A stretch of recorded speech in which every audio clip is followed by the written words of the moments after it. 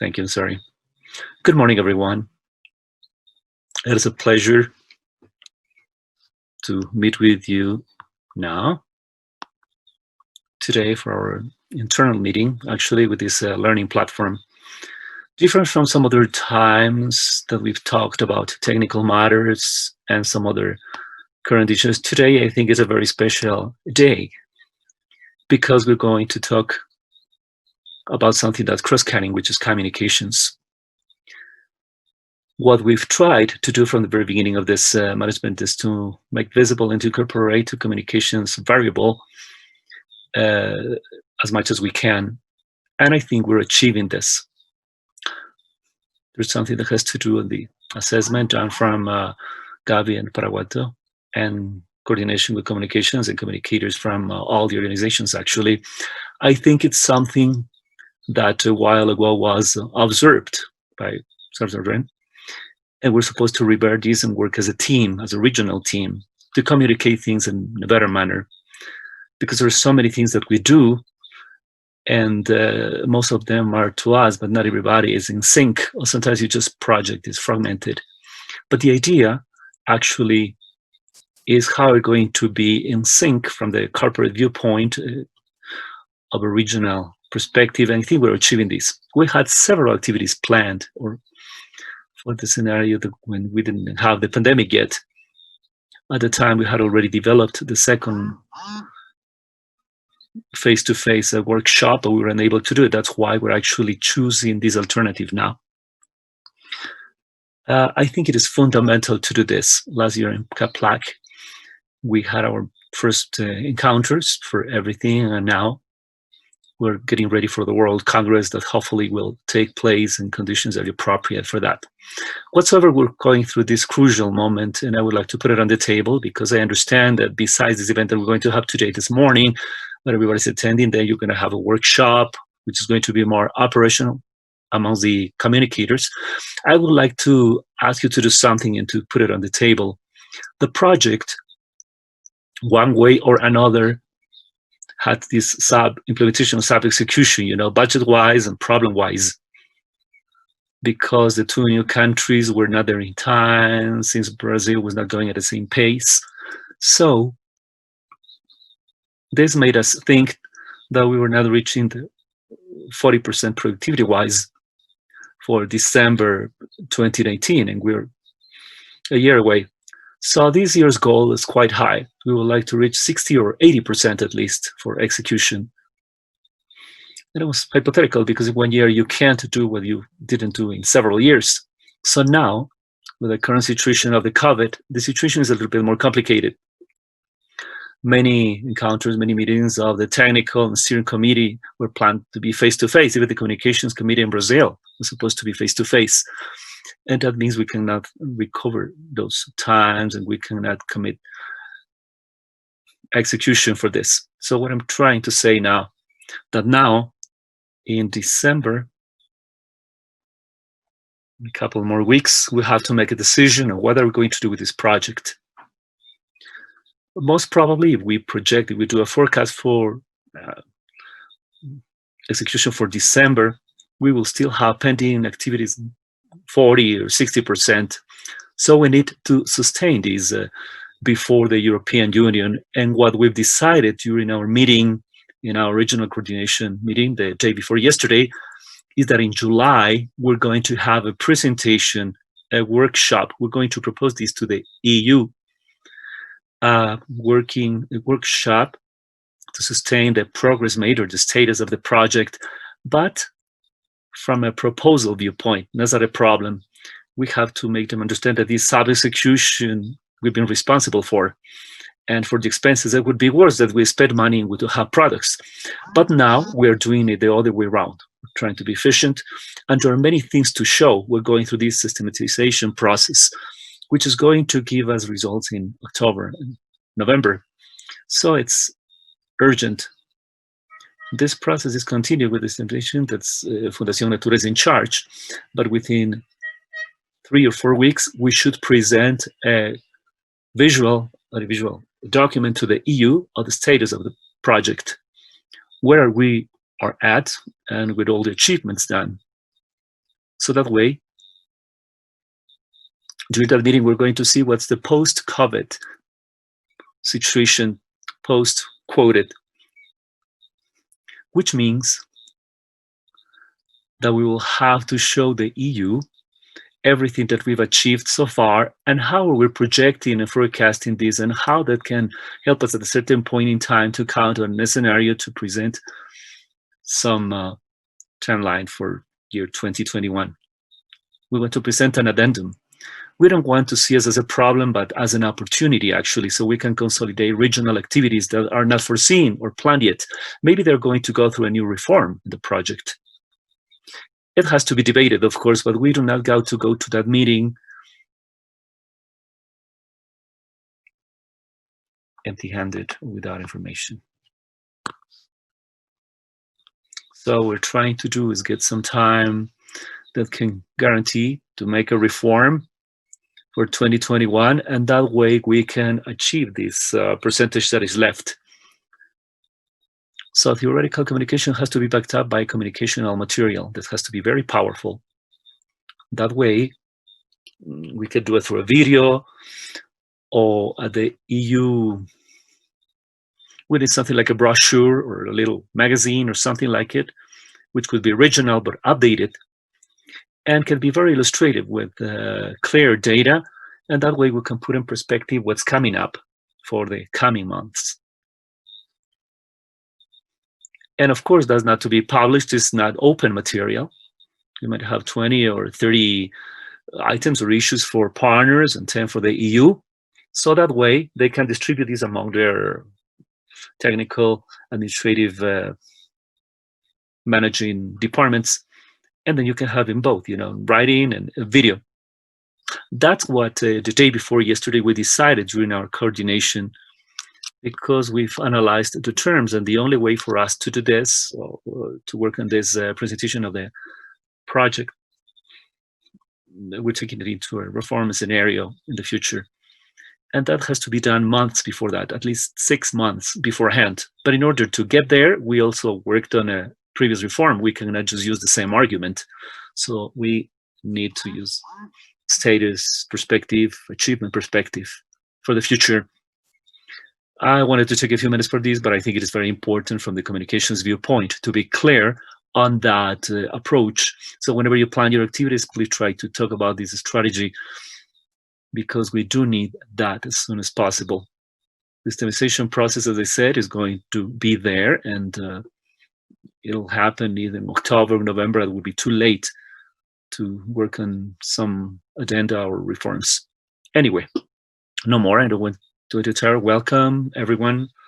Welcome for all the work you've done, for all these monthly reports, the videos that are appearing day after day for commemorating important hallmarks, for having questioned these things. That's the way we should always work, by considering communications in all meetings.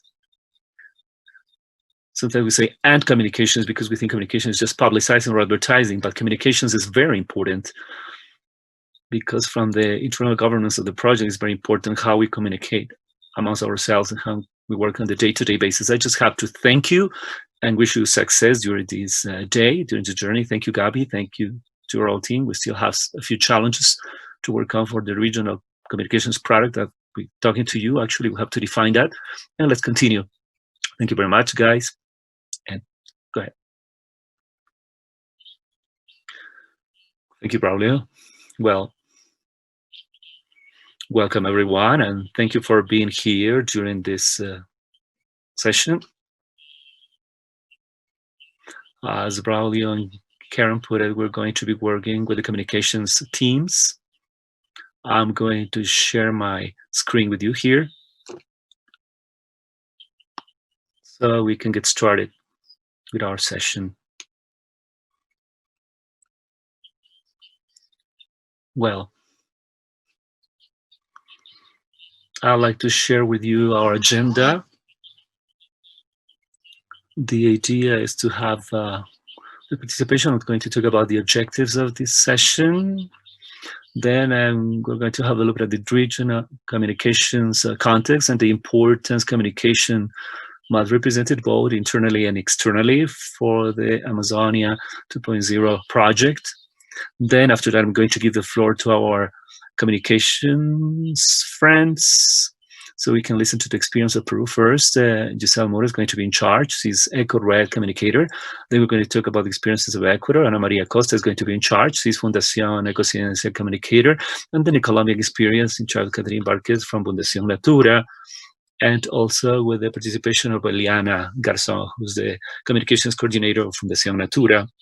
And then we're, as usual, we're going to have some time for Q&A, our collective reflection, and then we'll do the closing of the session. So I'd like to start speaking about the objective of our session today. I think the idea of talking about this topic is to reflect on the importance communication has, both internally and externally, in our project. By listening to all these experiences from these 3 countries that started with the implementation of their national strategy for a few years from the beginning of the project. I have to understand their context, strategies, their own strategies, the particular strategies, challenges, the specific ones they found within every context, and what have been the lessons learned of every experience. So regionally, when this consultancy gets started to design participatively the regional participative strategy, we are talking about a project that's been 2 years over there already. Some of the partners are implementing some communications strategies, some others have not created this yet. We're starting with a project that is developed in 6 quite different countries that speak different languages, that work with different campesino and indigenous people that have different worldviews, different human, economic resources, different communications tools in hand, and with different reaches that use different channels. So the largest, the most significant challenge in this educational work is how to generate one voice only for the Amazonia 2.0 project.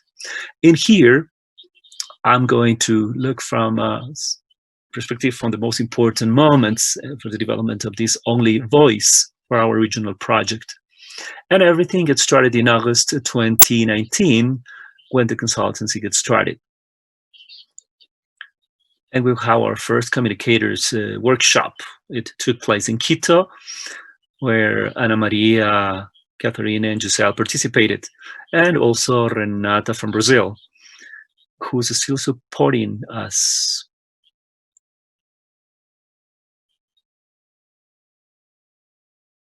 With different subjects which helped us with it. That is going to turn into the national original strategy for communications. Then we have our face-to-face meeting. As Braula mentioned it, one of the first moments when we were able to show and share this voice of Amazonia 2.0 was in Caplac last year, the protected areas in Latin America and the Caribbean platform in September, and then October.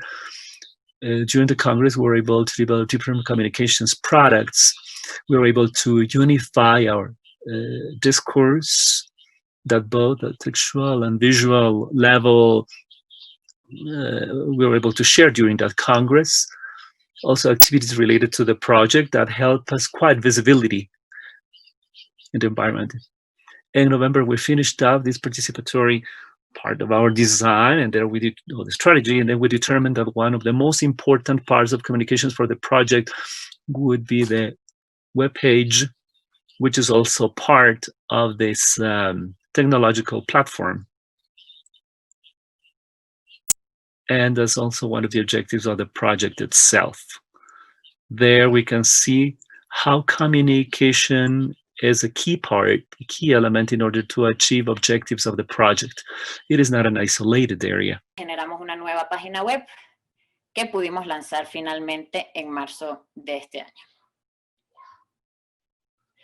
Entonces, bueno, el objetivo principal de la estrategia regional de comunicación, no voy a adentrarme en la estrategia porque ya he podido conversarla con la mayoría de ustedes, pero digamos que la palabra clave a nivel regional de qué queremos lograr con nuestra comunicación es visibilidad, ¿no? El objetivo fundamental es posicionar los procesos locales de los pueblos indígenas y campesinos en el proyecto Amazonía 2.0 para generar incidencia política, mediática y pública respecto a la gobernanza territorial y forestal. Es decir, nosotros queremos visibilizar el trabajo que están haciendo nuestros actores locales. Nosotros queremos posicionar el proyecto teniendo como protagonistas justamente a los veedores, promotores y monitores locales.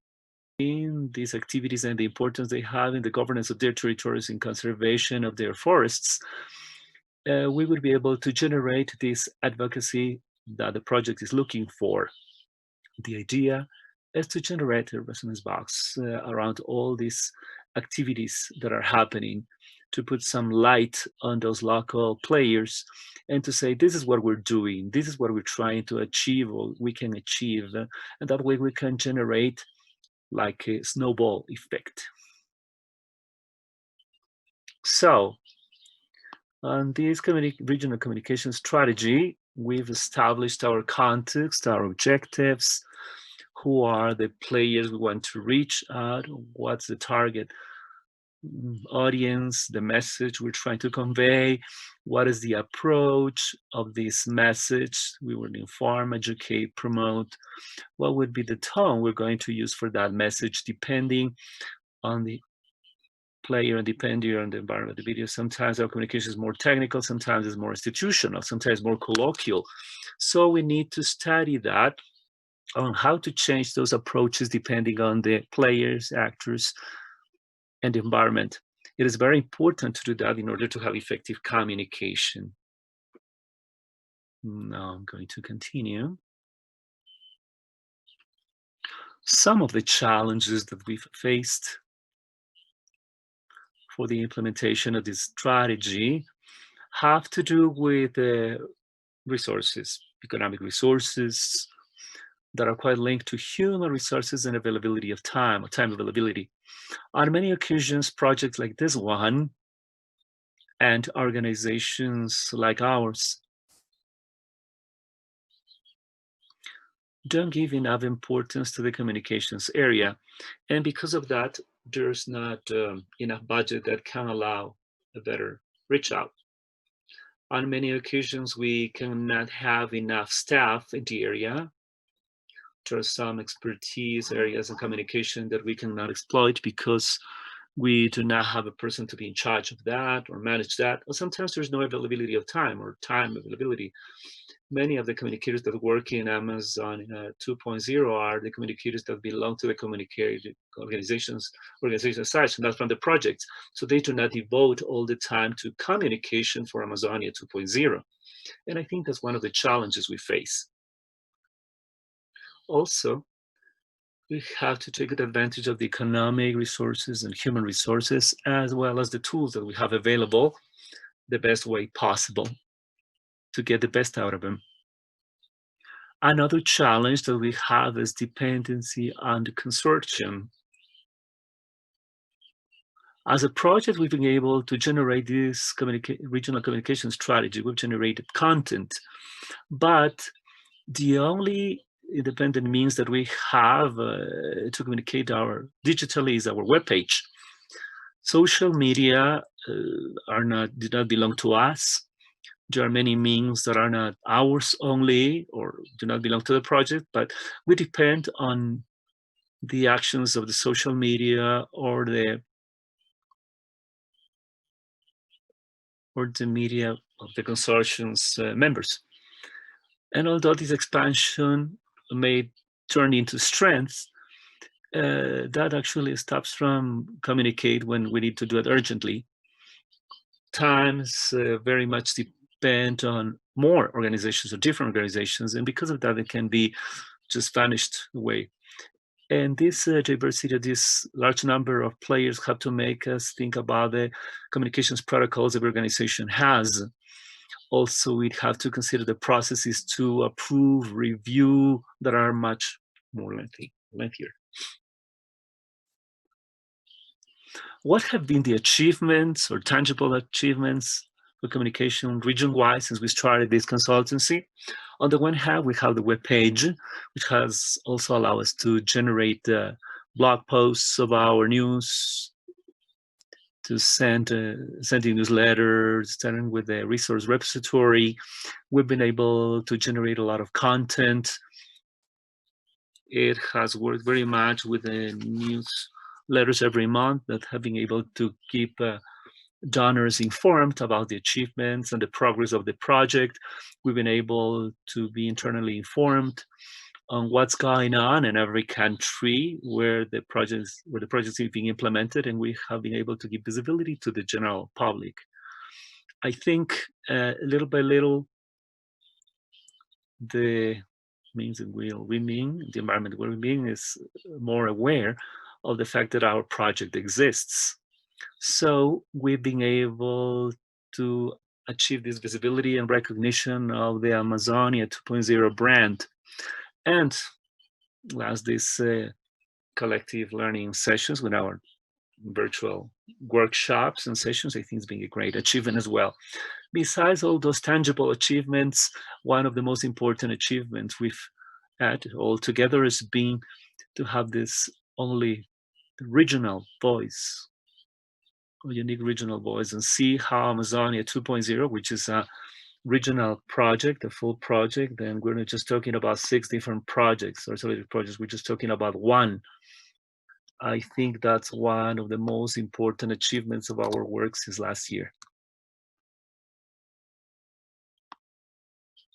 So these achievements have been made possible because of this internal communication effort, external and external actually. Internal, that includes all the people who are attending this meeting now, executive meeting, technical committee, communicators, but of course, all the other people that have participated here.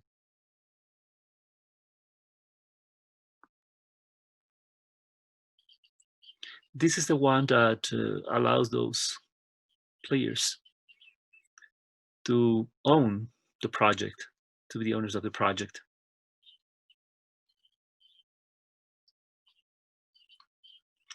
Local actors, local stakeholders can see themselves as the owners of the project. They can feel this ownership, and they can feel that they are part of something important, that something generating changes, that's something that's going to leave some important input for their communities. And that makes them carry out their activities, putting more effort and enthusiasm so they can be efficient with whatever they do.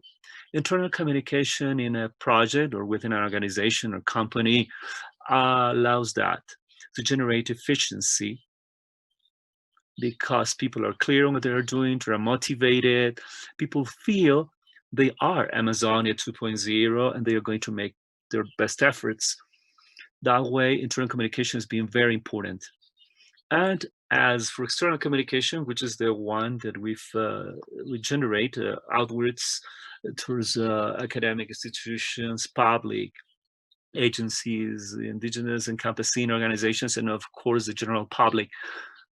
The important thing about our projects when communicated outwards is to be able to educate, inform, share values, share those ideas of what we're looking for to conserve the forest, also to empower and include more organizations and entities to the project, or even for them to join this initiative.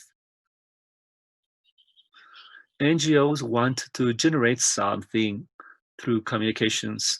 They're interested in contributing with their ideas and values. So it is very important to make ourselves visible, and that voice can get louder and louder. Otherwise, if we don't see this work done or what's been done, if we don't report what we're doing in the field, it would be useless.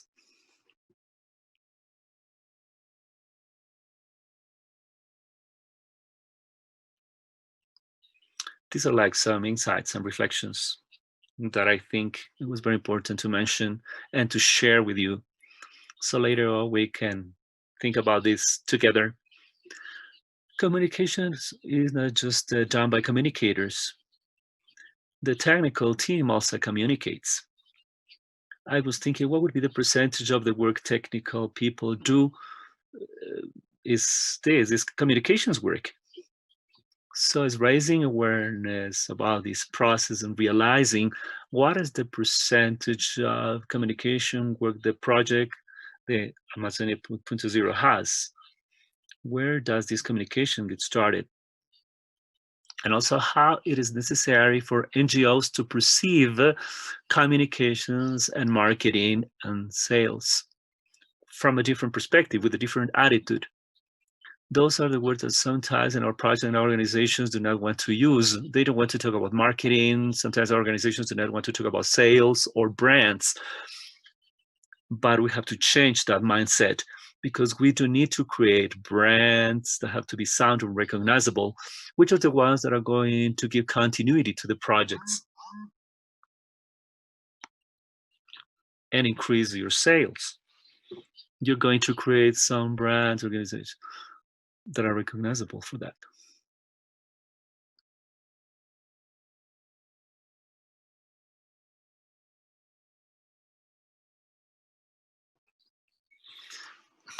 Okay,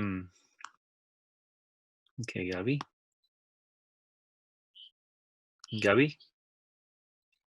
Yeah, for a few seconds, I think we had an interruption because Gabby's problem was okay, but now we can listen to her anyway.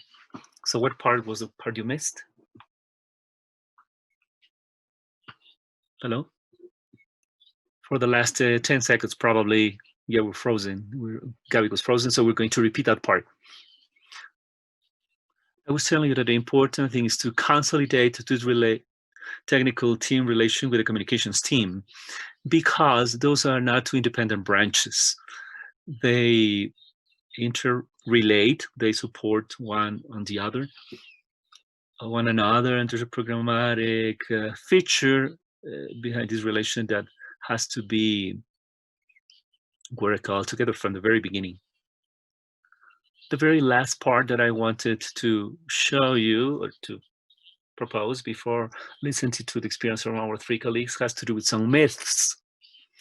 I think we have to get rid of those myths as for communications in projects such as Amazonia 2.0 projects. One of the myths is that NGOs must invest all their resources and funds in field activities or field actions. It is like, it's not nicely seen that our organizations invest on advertising, sales, and marketing, because it seems that you're using that money, or you're actually using properly this, and you're not taking it where you're supposed to take it or use it to see results. But we have to understand that as much as we invest on communication, marketing, sales, we're going to generate more funds, and we're going to invest more funds on that field work that we're carrying out. So it's very important not to judge this, but just to change the perception we have about it. This thing that communications management is just an expense and not an investment. We had to start seeing communications as investment for our projects. Believe it, in technical and scientific information is sustained by itself. Thinking that me as a technical guy, if I explain something, is clear to everyone because I'm sustained. And we have to understand that it doesn't necessarily happen that way. We have to understand social contexts. We have to understand emotion storytelling. We have to understand how to achieve that message touches the heart of the people around us, because only that way we're going to generate those changes that we're looking for. Or sometimes thinking that the communication training is not necessary because everybody knows how to communicate. People think that any person can write, any person can say something properly. For that, it is important to invest in experts, to invest in developing these special skills for our teams. And I wonder why NGOs do not invest on communications and marketing the way private companies do. And I think that the more investment, the better results you can get.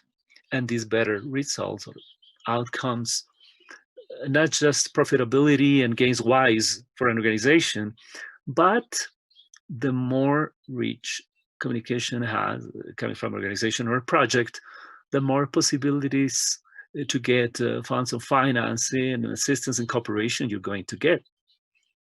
So it is very important to remember that not just because we say something, we're being listened to, and not just being heard, and not just because we're doing something, we're really going to generate an impact. If we do not make visible the work done by NGOs, NGOs are going to end up without any work. If you're not able to show achievements, they're not going to continue funding or financing you. So I think communication is very important in order to preserve life, the life of our organizations, and to secure the continuity for our projects. So, well, we're going to go up to this point, and right after that, I'm going to share this other reflection with you. And well, with this regional opening and this reflection on the importance of communications, I'm going to give the floor to Guiselle, who is our friend from Peru. So she can let us know what's been that process of the communication strategy in Peru and how it's been experienced in Amazonia 2.0 from communications within the Peruvian context. Thank you very much, and Guiselle, the floor is yours. Thank you, Gabi. Good morning, everyone. First and foremost, it's a pleasure to meet again after a few months and through this platform. Well, I'm going to share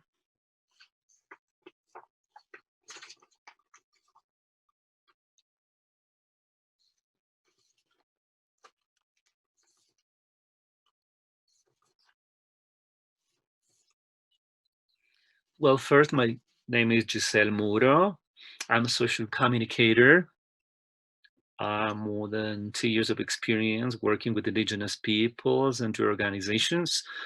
Besides that, I work in the public sector, institutional self-helping, and the Republic Congress in subject matters related to forestry issues, environmental matters, rights, previous consultation, and everything that has to do with strategies and planning for communications and advocacy plans. My involvement in forestry work as a communicator started in 2012, 2013, when I started with the national coordination of the National Program for Communications of IDICET, the National Organization of Indigenous Peoples here in Peru. And since then, ever since, I've been working with Braulio on forestry oversight. Then in 2013, I participated in the process of regulations for the forest laws, accompanying indigenous organizations so they could incorporate their inputs within these regulations for indigenous peoples in campesino communities.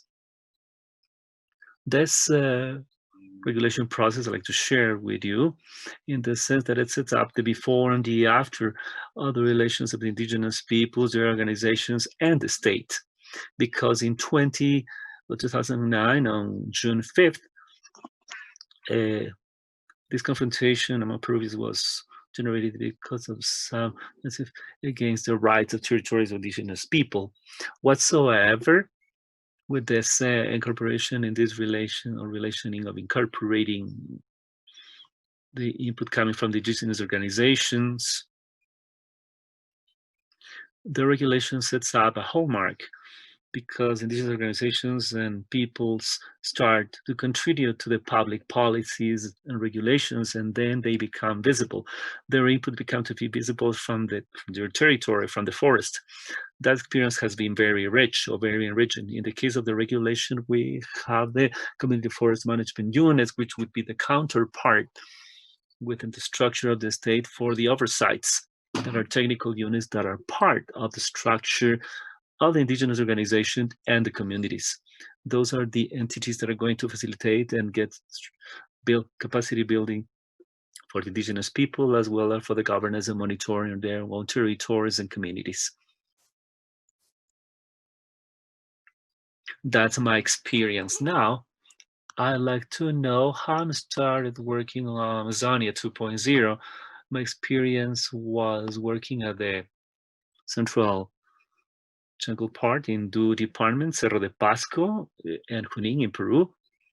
And after that, I got in touch with Braulio.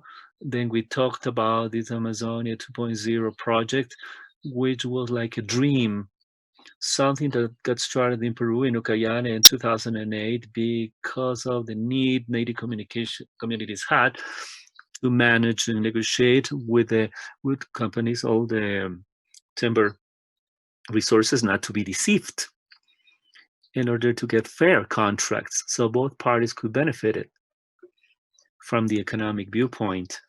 So they tell me that there's a project being implemented in 6 countries in the Amazon basin. It was like a dream at that time. It started in Ucayali, and we've been able to export it to some other countries. As we see, it's experience that happens in different contexts, but in spite of that, it's helping, nourishing, and building local capacities of the indigenous peoples from the Amazon region, from the Andean region, and from the rural areas. So it is very nice having been part of this from the very beginning, working on this and seeing that all these experiences that are being shared and are being useful. I joined the project in September 2017. I was part of building Amazonia 2.0. We participated with practical communications in this building and contributing as partners. So later on, we could be able to reflect the essence of the project together with the other colleagues, partners, the project. Also, we've been incorporating communications, which is very important, as already mentioned by Gabi. Many projects of cooperation nature, such as NGOs, consider communications only as dissemination or diffusion, medias, press notes, pictures, and social media, etc. But I think my communicators friends and I consider the communication is a cross-cutting process for all designs and planning projects. It has to be incorporated from the very beginning as it's conceived with the idea, because communications is going to be the entity that's going to give support, visibility, and strategies to make this visible and to create impact on the different sectors and key players that we're going to work with. So I think that's the experience that we've been able to do from Peru, communications-wise, to maybe concrete in this project, to see it as our contribution. In here, we can share a few pictures, a few photos of the work I've done. And because of the first picture is recording and helping the indigenous leaders for the regulation process there with the indigenous brother that was part of this regulation process, and the one at the bottom, the picture at the bottom, with the Ashaninka communities in the Selva Central jungle area. Now we would like to talk about the Peruvian context. When Amazonia 2.0 happens, the first thing that we have to know is the Amazonia 2.0 in the Peruvian case that didn't start from scratch. It's been there for a long time, great experience with some other projects that have been making us getting stronger some technical capacities for indigenous and campesino communities. In here, we can see a timeline that started in year 2008. Although, as I mentioned it before, because of the need of generating some commercial conditions among the different communities and wood or timber companies, but under similar conditions or equitable conditions. Before this proposal, before working on this kind of oversights that started in order to take care of these situations, and then on the way, new failures took place, new drawbacks. We were able to identify new factors that we're supposed to approach. As also mentioned before, in 2008, the Vawa conflict took place, where indigenous brothers and sisters and police officers confronted because of some problems that went against individual rights, collective rights, and territory rights. So during that confrontation, we were working on these dialogue mechanisms. And then table number 2, or the National Forestry Oversight, participated as a technical entity that was building capacities for indigenous elite leaders in order to propose to the state the kind of development or the kind of action should be taken into account as for the territory and the communal territories, community territories. Then after that process, or after that law, or the lobbyist band, we started with the regulations. I was participating in it together with the different organizations. And as we can see, in year 2017 until now, we have Amazonia 2.0. One of the important achievements is that at indigenous organization levels, we have 2 community oversights, 7 oversights in Corpina and 5 in Conapa oversight. That are part of it, and that being able to build capacities. That's a very important point in these monitoring systems. In the Peruvian case, we're very proud of that, because it's a very detailed work that we've done it step by step. That's for the people who have been involved in it. Why in this case, and based on our experience, is that we choose Atalaya? First, because Atalaya within Uncayali is one of the areas that has great value and great forest potential. It's surrounded by protected natural areas. And there are 10 indigenous peoples over there. When you have the Ashenica people as the most important, that's one of the main players we work strongly with on these monitoring systems. And some background information is that in here we worked on some projects before, on something related to forestry monitoring systems and capacity building. We, as for the communication strategy, taking into account the space and the territory where we work, we've decided to work on the strategy for intercultural holistic communication strategy. That means that by knowing how extensive the territory is and all the players that work in that space, it was necessary one way or another to articulate ourselves, to promote dialogue spaces, to generate some synergies. So that way we all together we could generate governance of territories and their management. So through this, getting stronger with these forest monitoring systems.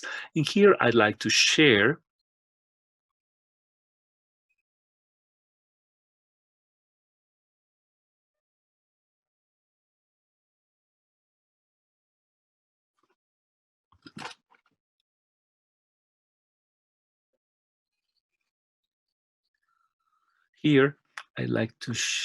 this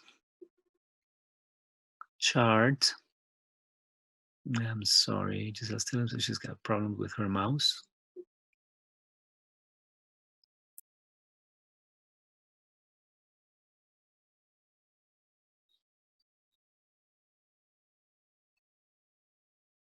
Just a minute. Okay.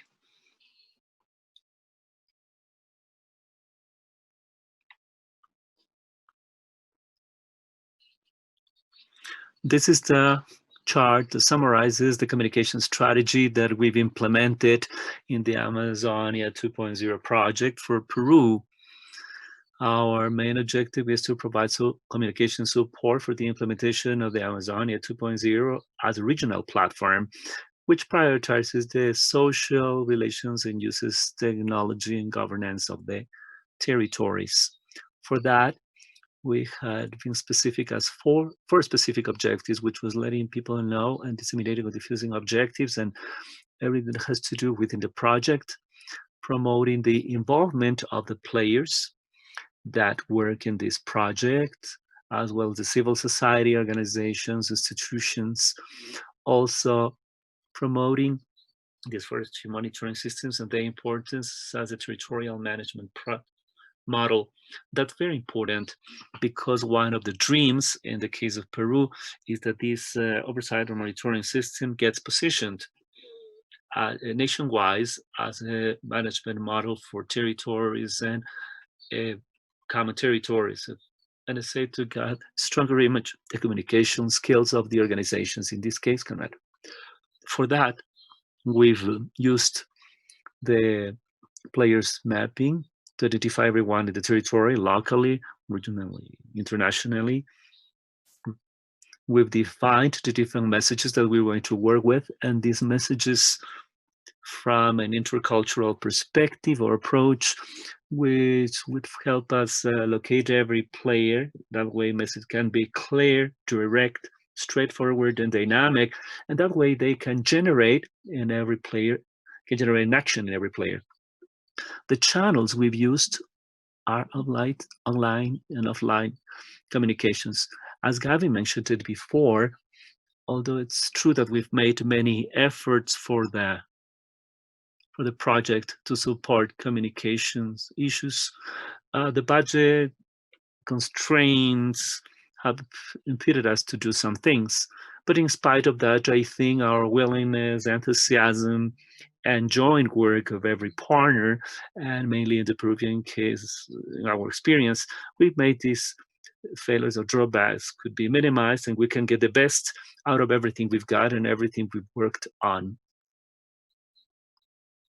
We've also made use of three kinds of communications. Institutional communications, by using our platforms, web page, social media, and also generating synergies, exchanges, articulations, and alliances or partnerships. In this respect, communications has also had a great part in the alliances or partnerships. We've had partnerships with organizations such as ADC. We have a cooperation or interinstitutional, interagency cooperation agreement is part of Amazonia 2.0, where all the leaders are always carrying their message or voice and talking about the work they've done or the work Amazonia pointed out as for management and governance of the territories. Also in the case of Atalaya, which is a focal point where we worked and developed or are developing the project, we have the technical forum in Atalaya, where all of us participate together with the technical secretariat by getting the organizations and institutions stronger as for their management and governance of the forests. When talking about community communications, in the case of Peru, because of some technology, once we have some failures and we cannot just get through internet and telephone lines to the communities and long lines to the communities. So strong works has been on workshops and training, schools for forest monitors that help us have some advocacy and convince not just actually the monitors only, which are our flagship, our representatives that working in Amazonia 2.0 and being able to do things from the qualitative viewpoint to participate in some other spaces. Like the conflict that took place in 2018 in Atalaya, where our forest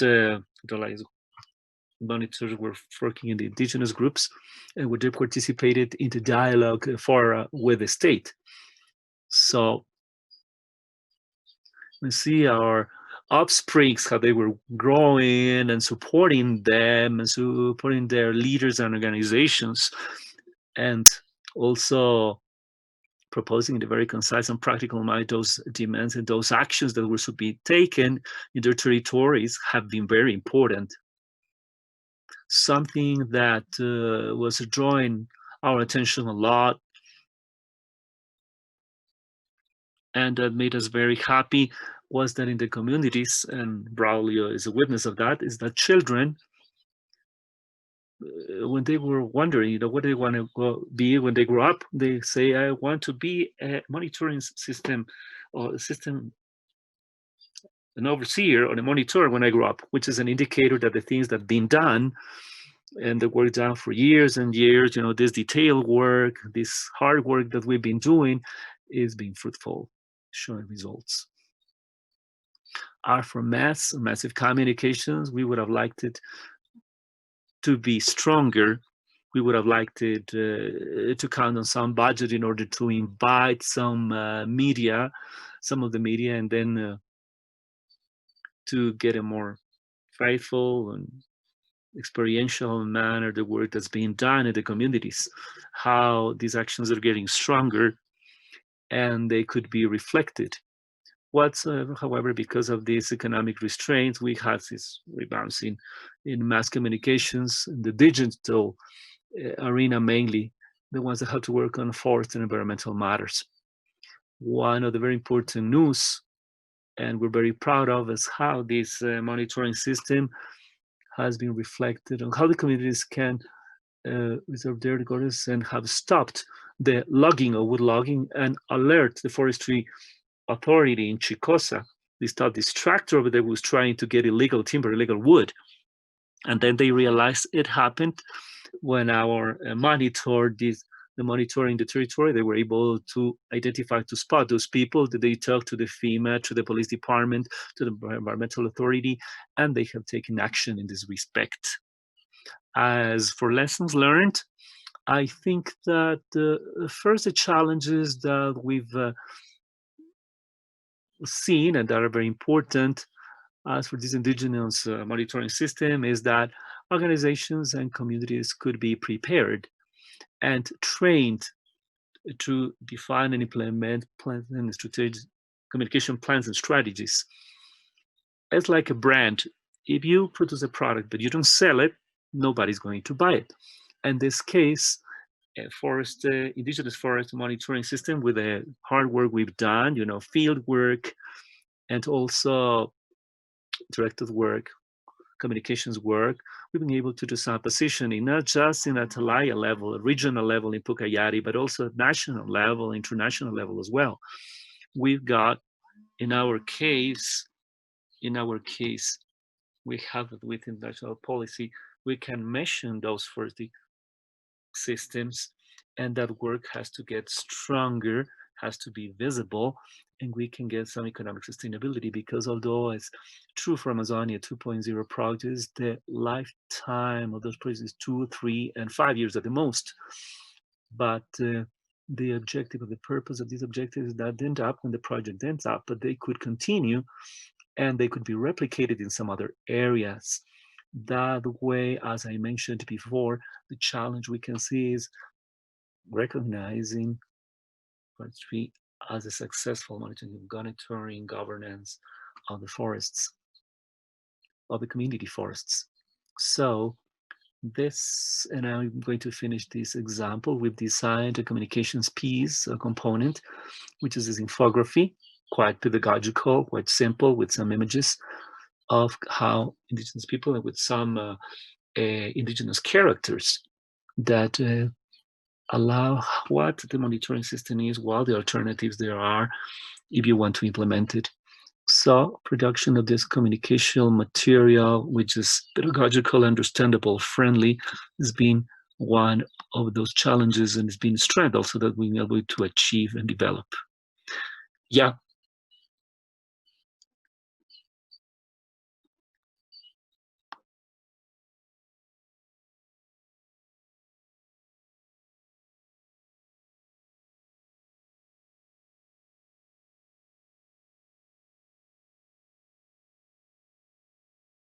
So we have been able to have the actions that we have been able to fulfill during our work. We have our acknowledgement towards 9 indigenous systems. They have been able to acknowledge the government and the provincial authority of Atalaya have been able to incorporate our input from the standpoint of the monitoring system in order to be able to determine what are the penalties related to the forest legislation. In the case of Peru, we have various communities that have more than 50 million soles in sanctions or in fees. We do not have any type of the community leaders who are in risk of going to jail because these infractions were made by the person who was cutting down the log because they do not know who the chief of the community was. And this is where the monitoring systems step in. We also have sponsorships with the National Forestry Committee, where we have produced certain guidelines in the Shanika language and if I'm not mistaken, also in Nomaxienga, in order to be able to see the monitoring, the governance, and the monitoring of the forests. At an internal level, our starting point has been the design of a national strategy for communications, and this has been our starting point in order to implement the whole array of actions and communicational tools that we have. We have a summary of our strategy.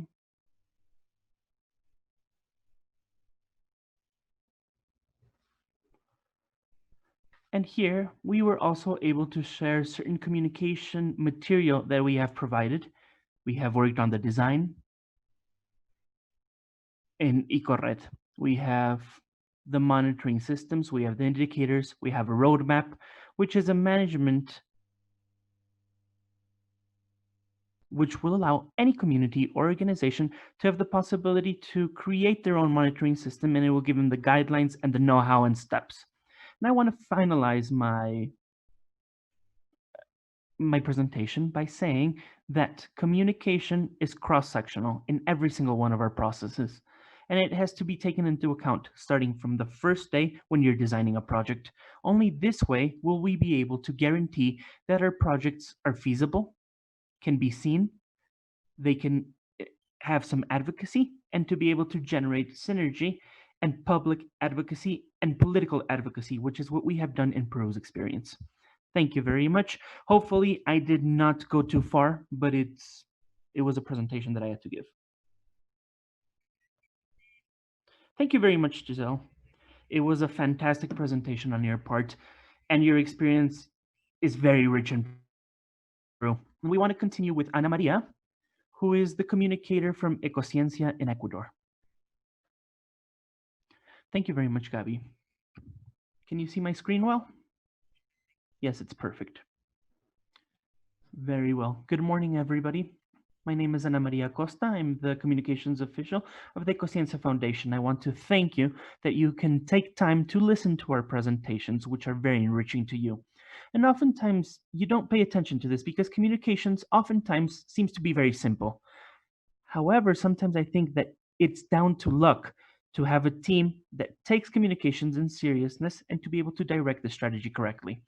My presentation is directed towards showing what the experience has been, what the lessons learned have been, the challenges that have arisen, and that have to be already improved. Basically, it's what we have done currently.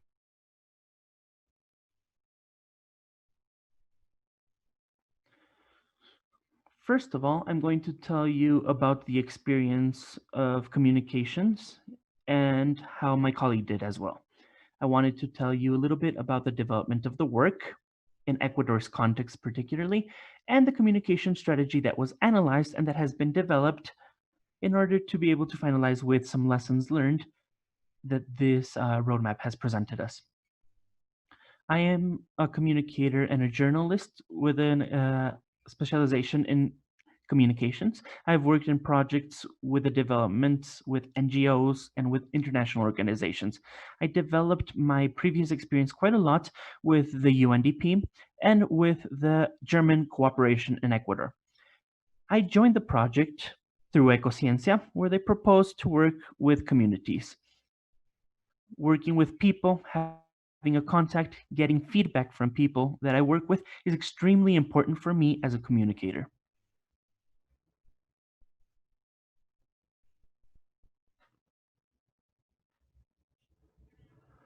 In In order to give a little bit of a background, in order so that you understand the needs, we had to improve the communicational capacity of the indigenous populations so they could take informed decisions.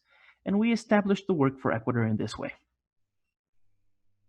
First of all, we wanted to see the forest monitoring in the Guarani population, and the objective was to be able to fine-tune the deforestation and gradation rate in order to avoid the loss of biodiversity by empowering the Guarani people.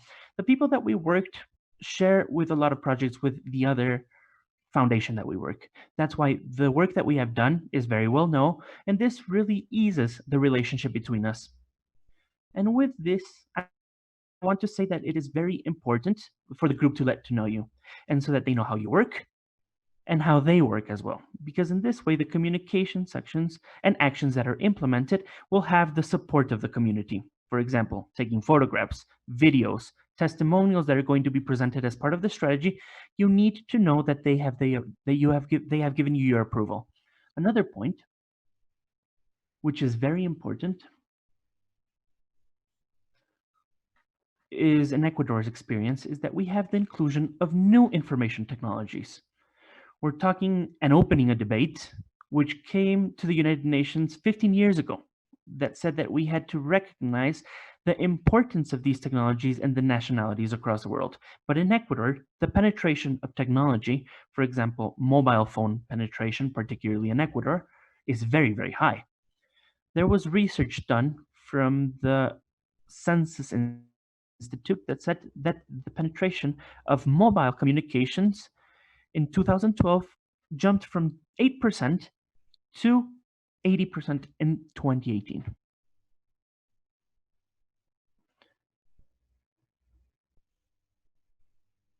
You could see what a great implication this has on the people. And when I'm talking about the cases where they are able to register on their own,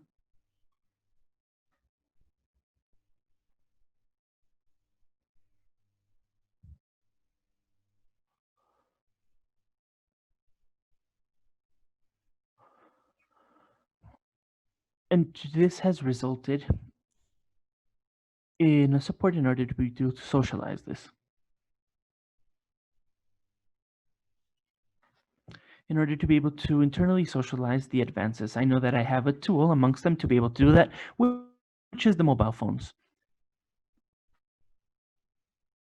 And another one of the nuances of technology, particularly to mobile phone and how it is so entrenched in Ecuadorian context, is that plenty of them have social network accounts, and they share that information using their own personal profiles on the social networks. And this has worked extremely well, so the information becomes viral.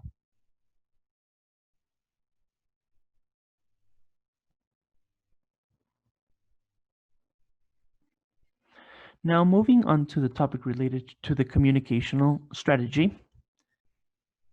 I'm not going to read everything. I'm going to talk about the local capacities, about the good management of forests in the frame of the project.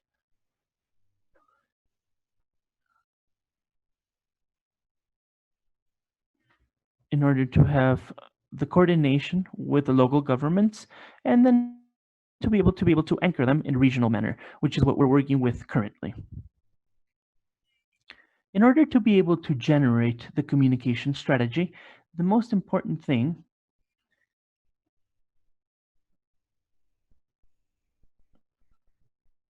is to be able to get to know the dynamic of the country, the people and the governments, how the context moves.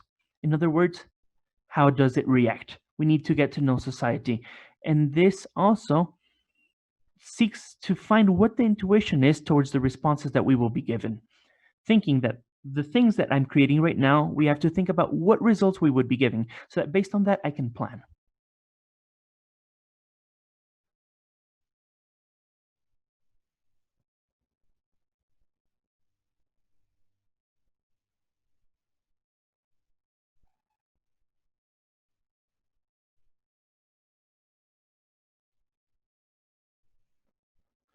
Well, you have to think that things are not fixed. You need to be able to modify them and change the direction every now and again. Sorry, I interrupted you. What happened is that the last seconds are cutting off. You're cutting off quite a bit. So we just want to request something. Could you speak, please, a little bit slower for the translation as well? So please continue. I do not know. I said that the messages, we have to think prospectively. In other words, we want to think about what I have right now, what results I could obtain, and how the information would be received based on what I'm planning in order for me to finally tune it. It's basically this. Strategies do not have to be fixed. They are not set on stone because you get a reaction through a message. And a wrong practice to that would be to not change. I have to change and modify the direction of my action that I have done through the communication.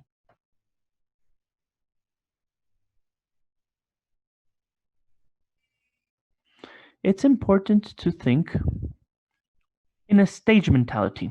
First of all, you have to work locally. That's why it was important to have the permission of the Waorani population.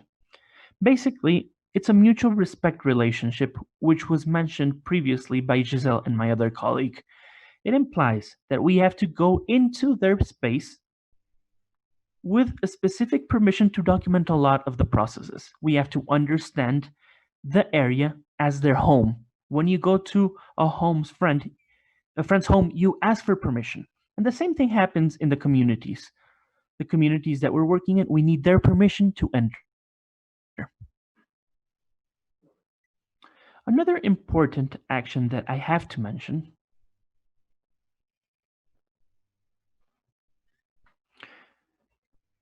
when we were talking about the local work stage, we had to have training sessions related to communication processes together with our target communities. When I say this, I'm talking about the possibility of knowledge transfer about how to communicate correctly. Because on the one hand, we were going to strengthen capabilities. This is directly linked with communicational abilities. And on the other hand, we had to carry out advocacy, and the people from the Waorani nationality were active participants in this.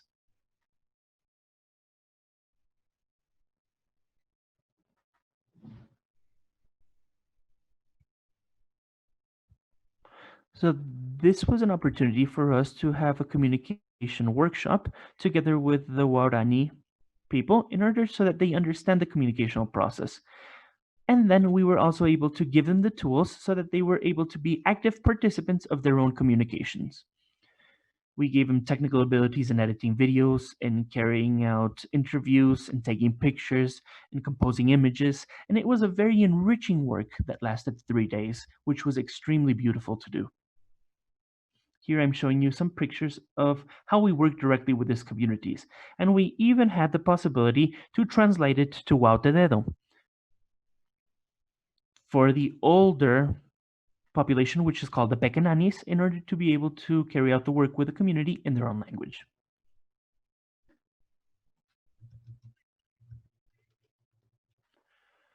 I'm not going to extend myself in this strategy.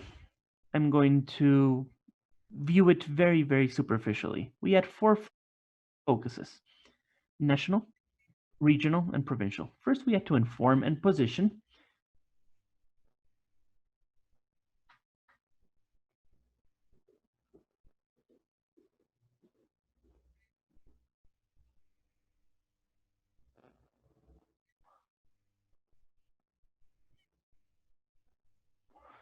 Basically, we did this in order for them to acknowledge the importance, once we have a formal acknowledgement of the monitoring in front of the Waorani Directorate, so that the monitors are aware of what they're saying, they make it their own, and they are able to transmit it. And that leads me to another point of what Gabi said previously.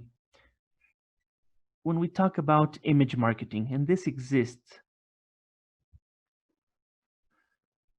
making them being empowered of their discourse in order for them to transmit it and make it their own.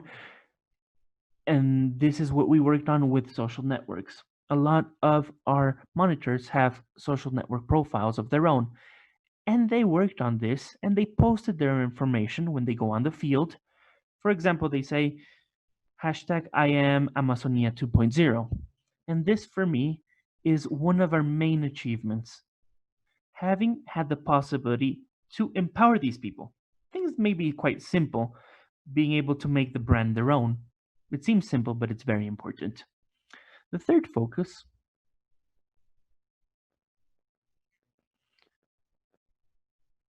was the possibility of being able to persuade. We wanted to install the agenda, and the fourth one was to participate, to have an advocacy and environmental work from the government and the state in order to strengthen the Guarani's population and position based on their natural resource stewardship. Now I'm going to go into the lessons learned, continuing with our agenda. I'm going to talk a little bit about the lessons learned up until today. First of all,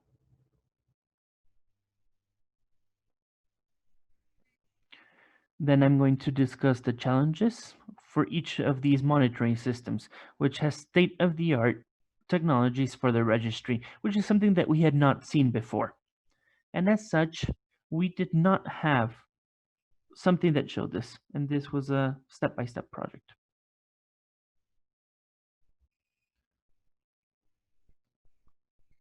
The work that we did with the media was a step-by-step process so that they get to know the project in order for them to show the information. And we also had to socialize the input that each of the communities would receive for themselves and for their environment. We wanted to explain what monitoring happened in their territories. And once we had these milestones with the states, when the advocacy work was shown, the work became a lot easier. It was more well accepted. And this was done through the communication of our milestone advances. Visualizing information in social networks, where monitors have an access to their profiles, I think has been one of the most enriching and appropriate tasks that we had carried out. One of our main achievements was the legitimization with nationality about the importance on the topic and their acknowledgement of the project, together with the state's acknowledgement of the project as well.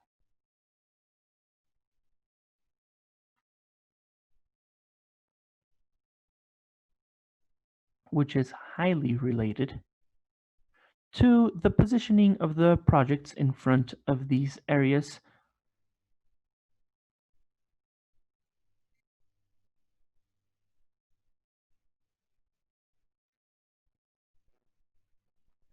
This is something that we have achieved with our communication medium, because once we understood the importance of the project, there was a lot more openness in order to approach these topics. There are plenty of people that come to us and they approach us directly. They know that we're working on this and they want to talk to us about testimonials or very specific points. On the other hand, we have the issue related to incidents, which is something that we wanted to achieve this year. At the beginning, we were invited by the FAO in order to be able to have the national local monitoring system in a project that is called Amazonía. Another important topic related to advocacy is that on the frame of the national strategy of environmental education, the Ministry of the Environment and the government of Pastaza, which is a province or an Amazon department, invited us to be a part of the consultative local council for environmental education. This also implies an acknowledgement to our project and the advocacy that has already been presented and shown.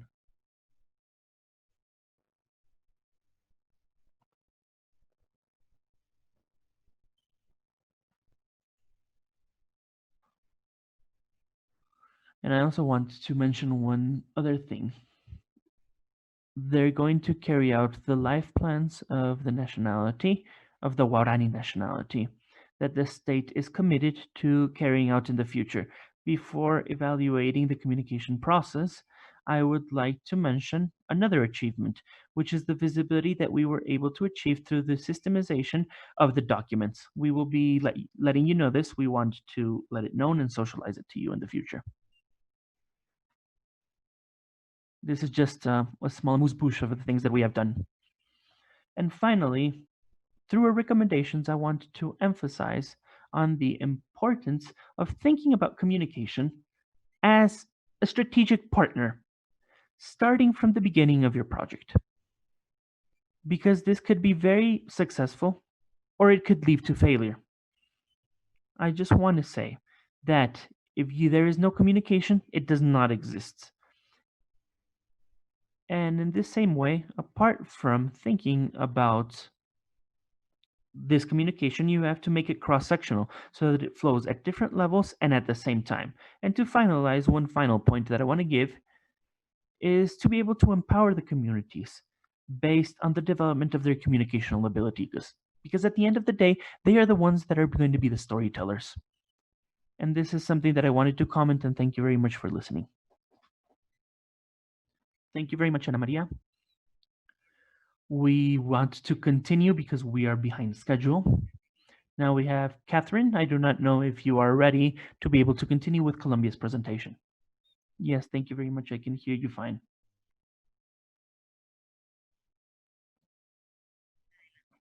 Please, Kati, the floor is yours.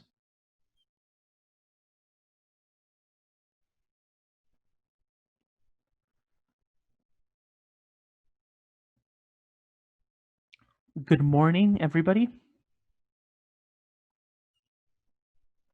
I want to introduce myself. My name is Katerine Vargas. I'm part of the communication team of Fundación Natura, particularly related to the Amazonia 2.0 project. I have been linked to the project since March 2019. And before that, I was leading the process together with Mimi, who was the communicator that was with us previously. And Eliana will discuss a little bit about this in a couple minutes.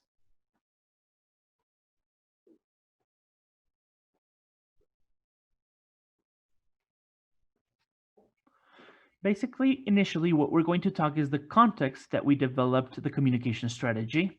Then we're going to have the advances in the implementation of the strategy.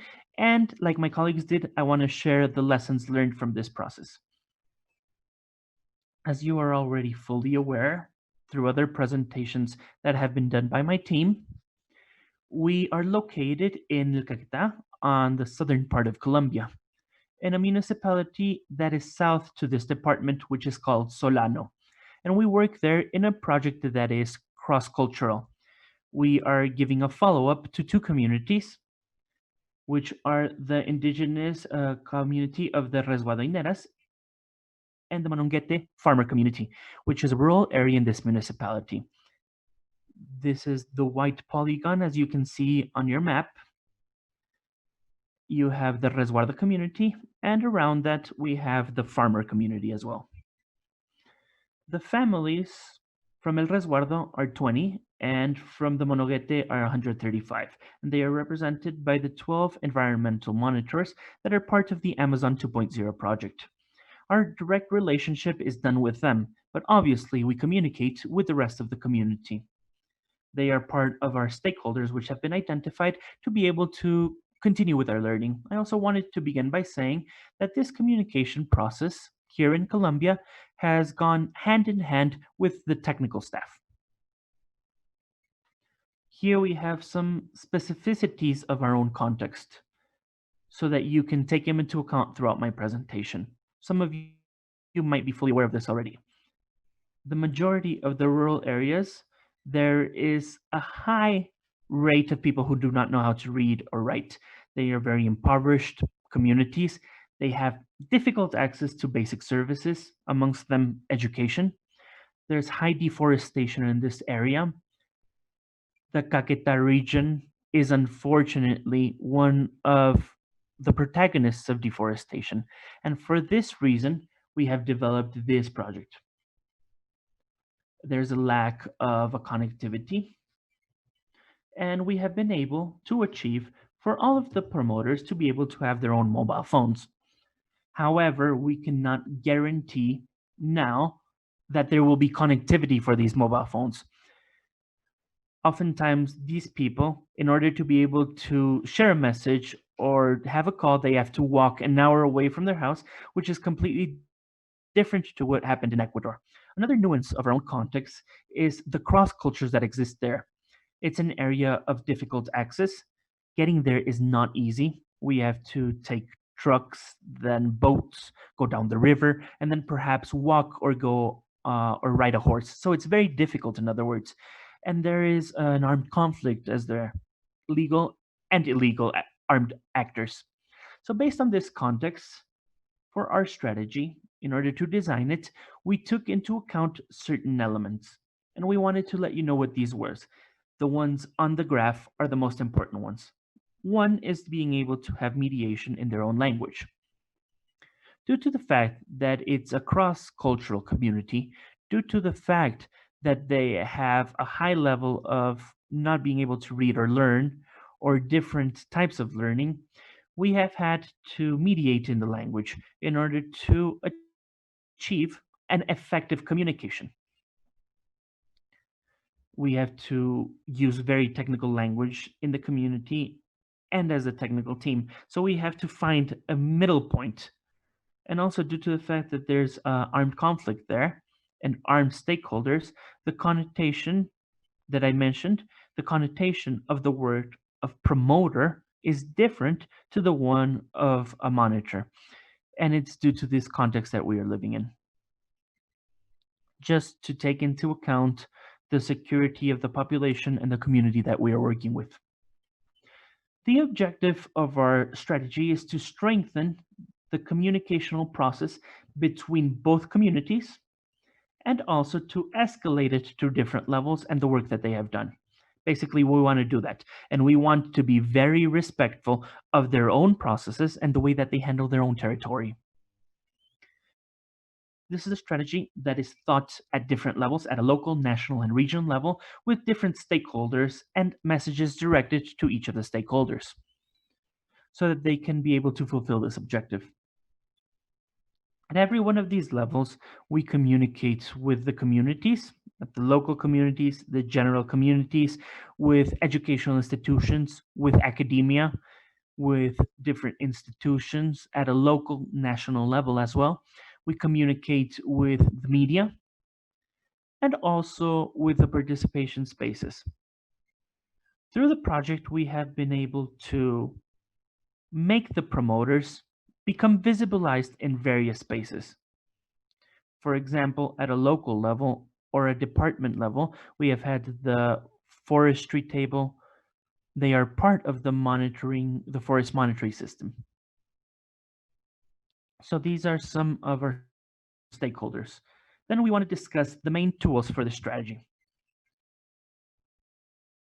Sorry, I'm missing a data. One of the elements that we had to take into account was to be able to generate dialogue spaces between the community. So I want to bring it once again. This is a strategy that becomes a dialogue communication strategy that is related to dialogue, to the fabric of knowing there. We have some basic tools to carry this out. First of all, it's the creation of content with the community. And this is content creation is related to the community, and it comes from a disclosure protocol that was signed at the beginning of the project. And this is extremely important because it's something that Ana Maria mentioned previously. This is a mediation that exists with the people. You want to let them know that you are respectful, and we come in with full respect. We are going to visibilize and give awareness to what you want to show and in the manner that you want to do so. So based on this, this is the first point to generate a mutual respect and confidence relationship. Content creation always goes hand in hand with the actors there.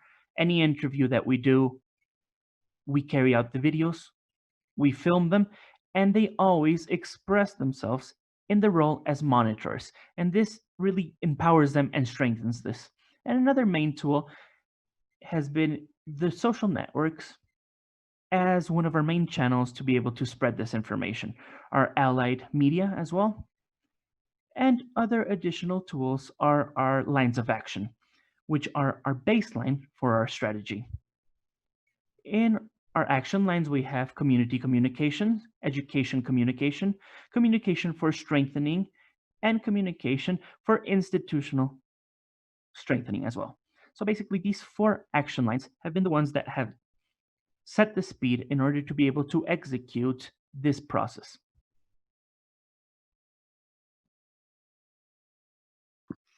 challenges of our implementation of the strategy, we can find some things that are happening internally and externally. Internally, it is still the adaptation of content to the languages and interests of the local people. So it is how communication helps us, not just producers, to see how this, more scout to see this process as an important one for the development of their territories, but the whole community can see this.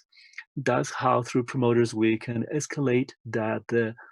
We can escalate the process that they've been working with. And adaptation of languages is still a challenge because we have to be mediating constantly between local language and the more technical language. Another challenge that we've identified was what mentioned by my three colleagues before, and that has to do with articulating technical objectives with communication objectives. They have to be well articulated in order to have effective communication with the technical objectives. It has to be key for this purpose, and we can reach our achievements. It has to do a lot with the initial planning, where we can take into account communication's role. And there are some other external factors which are represent a challenge as well, such as the lack of connectivity. It was quite visible a while ago because our communications being done was being affected because of the distance, the process being quite interpersonal. It's like our strength. We've been able to create good relations with the community by getting the best out of our field activities. However, when we are in these scenarios, we cannot go back to the field. Connectivity turns into a challenge. How we can digitalize content and also how we can take them over there is something that make us rethink this. And that's what actually working on right now. Another external factor that generates a challenge is positioning in government agendas. Although we've made great progress in that respect, it's still a challenge, and a very interesting one, because that shows the possibility for the communities to have some effective advocacy and sustainable advocacy over time for their development, for their social development in territory. And the national and regional media agenda also have to consider, because it is a project that has a lot of potential to contribute with the world. We believed that media-wise, it is not just becoming visible, but it's also the possibility to think through communication about the continuity of these processes, contributing to some other processes that are being happening in the territories. We can say that it have full potential because all countries from the Amazon basin are here all together on very important projects for our territories that could be replicated in some other communities as well. Significant achievements that we've faced. Some have been more tangible, such as the articulation with the communication media at local and national level, visibility on social media, mainly Fundación Natura and our partners in this project, articulation or coordination with social organizations of political advocacy. On these days, we're being through our coordinator, we're working on this partnership or alliance with an organization that works directly with the Colombian Republic, which is a very important contribution and a very significant achievement in our process. Also, the creation of audiovisual and artistic products. They go hand in hand with the community. There we have some of those products that we've done, or the participatory contribution in this mural that has to do a lot with our cultural strengthening. which is a way to present ourselves in a workshop with the people about this. It's a way to let them know it is important to do this. What you can see on that wall and the mural is their culture and their history. So it is like sitting down with the children and the grown-ups and the technical team talking about that. It implies getting this bit of confidence with the community, this approval from the community. So it's a great achievement. All these tangible topics can evolve on the other ones that turn into the other ones, which are our significant achievements, such as the provision sums and roles by the promoters, the empowerment that is achieved every time they talk about what is the importance of this project, what is their role, how do you see their own territory after a few years. It's like giving them empowerment. The participation they have at the different local, national instances. Generating ties of trust or bonds of trust is another very important achievement to us.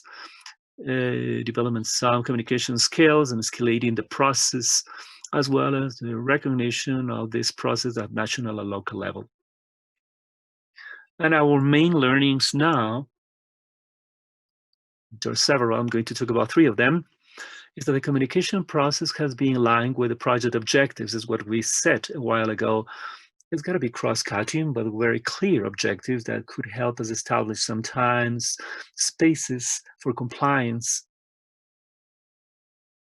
Also, developing communication skills from the technical team and the local community. That's very important in order to have good and empathic communication, more assertive communication that would allow us to read context all the time and to communicate ourselves well with the people we work with. So it is not just the community and the promoters, but also our technical team. And another one is this thing of giving the floor, giving opportunities for people, opportunities for dialogue, when people can be recognized respectfully, all the knowledge coming from people and contributions that helps with empowerment and consolidation of knowledge. And that's it. Thank you. Thank you very much. Yes. Thank you very much. I was talking to Eliana because I guess it's 10:30 already, and we've spent for the time of the full session. So I was telling Eliana that I wanted to thank you, the 3 of you, because of your participations. Very interesting, your presentations, and I wanted to see, although time is up, time's over, for this session. And we say 15 minutes, and every one of us spoke like 20 minutes or a little longer anyway. The first participation on Braulio's as well. So we're running out of time. Anyway, so I'd like to see if anyone's got any question or any comment, so we can take a little extra few minutes for this.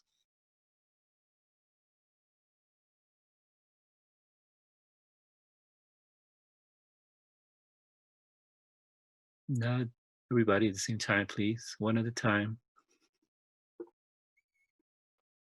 All right. So Eliana, if you want to share the comment you wanted to make, we can listen to you. Sure. Well, good morning. Almost good afternoon, but not yet. My name is Eliana Garzón, and I think some of you know me. For the ones that do not know me, I've been part of the project from the very beginning, since the project that started. Whatsoever, I'm not being on an ongoing basis because of the communications office in the organization, which means that I have to do some of the things, and because of that, I've not been all the time. I just wanted to outstand something that I think was mentioned by all my colleagues, and it is that important to take them into account when generating processes like this one. Even more when Amazonia 2.0 has a very important communications component from the very beginning. So it is basically to take into account that communications, although that so far we've said is a cross-cutting process, we've always said this, And communications, it is thought that it's a supportive process. Communications is a vital, crucial process for every project or every human action to be carried out. So it's very important to take that into account, because if we, from the very beginning, as mentioned by Anna, consider making communications as part of the project planning, is going to help us achieve our goals in a much more stronger manner, like from the stress viewpoint. And also we're going to have a further reach with counter organizations and partners that have reaches and different audiences, and that has taken us being more successful when we disseminate our processes. Whatsoever, I feel from my perspective and from my own on and off position in the project, I think that we have not been able to reach this communications potential or the visibility we could achieve with projects as strong as this one. So I just want you to reflect on this, on how important communications are in processes. Also, what Anna mentioned and what Gabi mentioned at the beginning, which was that we have to take into account that communications must be planned from the very beginning, and consider that it's a process in which all of us participate. Sorry, I was about to forget this. But it's a process in which all of us are involved, the communications team, but also the technical teams. As mentioned by Anna, communications is everyone. Without communications, we just can't generate any kind of relation with others, and we're social beings. So the cool thing about this project, and I would like to understand that, this is being able to generate communications at different levels. And I say it going from the local together with the communities, speaking their language, they speak ours, to be able to understand each other. For Colombia, the intercultural manner has been very important. Communication has been very important, but also communication has been evolving at different levels, from the institutions with every partner, but also as a full, comprehensive, organized team. A set of communications that get together for specific work to be done. And we've been able to become visible outside, but I think potential is still there. So that's what I wanted to tell you, and that was the reflection I wanted to set on the table and in your mind, so you can bear it in mind. Thank you very much. Great. Thank you, Eliana. Thank you all for having attended this meeting. I would have liked to have 30 extra minutes to listen to you, but well, running out of time. And well, thank you very much.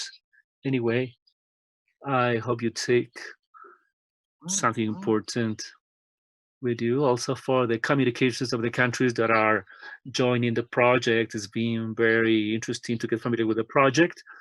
And also for the technical team and the steering team, it will be useful, it's going to be fruitful to listen to the experiences from the different communications teams, that sometimes we are not able, our work is not seen, doesn't become visible in our experiences, and that contribute a great deal with the project and in achieving the goals of the project. So thank you all for having attended this meeting.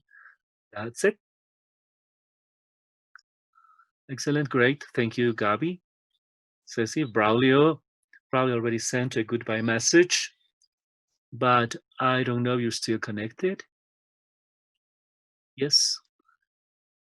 Thank you very much for the picture. Actually, for the whole team, for the picture with the whole team, we would like to wish you well-being and everything, and we want to thank you to the coordinators that were supporting this. Let's communicate better, let's get involved with the communicators in everything we do, so all of us can be on the same page. Thank you very much, and we would like to thank you, continue the journey with great success. Thank you very much. Till the next one.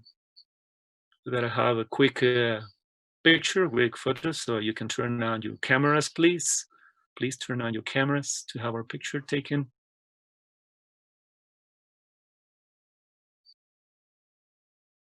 Quite interesting experiences. So something that I wanted to mention as you're on the cameras.